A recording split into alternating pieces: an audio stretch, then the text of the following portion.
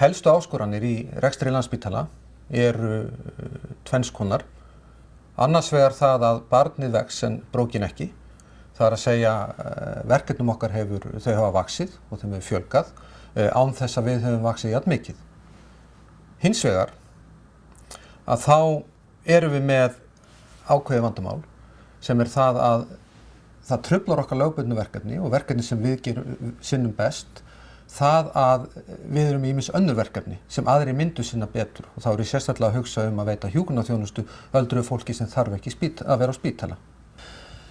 Nú ef að spurt höfum við tök á að veita þá þjónustu sem okkur ætla miðað við núverandi fjármögnun, að þá svarið við því ekki alveg einfalt.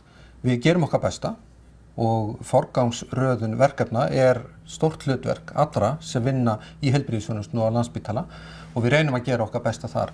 En vissulega má segja að þarna undirliggjandi sé ákveðin skortur á fjármagni sem að truflar á stundum.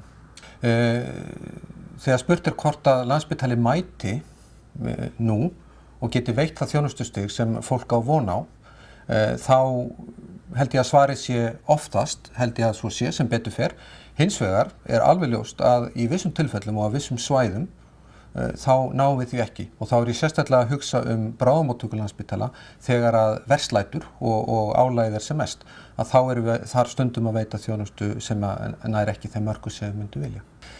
Það sem helst ábótavant í rekstri Landspítala auðvitað, og það ekki að koma óvart, það meira fjármagn. Það alveg ljóst að það þarf og það snýr ekki bara að Landspítalanum einum. Það vantar meiri fjármögnun til heilbrigðiskerfisins í heild og það þarf ekki annað rétt líta til þeirra landa sem við berum okkur sama við varðandi heilbrigðiskerfi til að sjá að þau lönd að verja mun stærri skerfi af sinni þjóðarköku til heilbrigðismála heldur en Ísland að gera.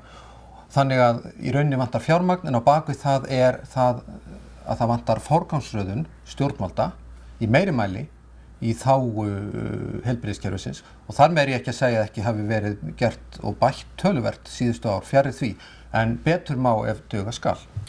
Ég held að til að bæta stöðuna að þá þarf í rauninni þjóðarátak. Það alveg ljóst að einhver ein stofnun eða einhver einn pólitískur flokkur getur ekki einn og sér ákveðið að verja mun stærri hluta af fjármagni ríkisins til heilbrigðismála. Til þess þarf samstarf fjölmargra aðila og þjóðarvilja. Ég held að framtíðarhorfurnar séu bjartar, bæði fyrir Landspítala og heilbrigðiskerfið í heild. Ég sannfærður það ef við lítum á þróun mála, þá alveg ljóst að við þurfum að verja meira fé til heilbrigðismála, en það líka alveg ljóst að það skilningur á því og vilji til að fara í þá átt.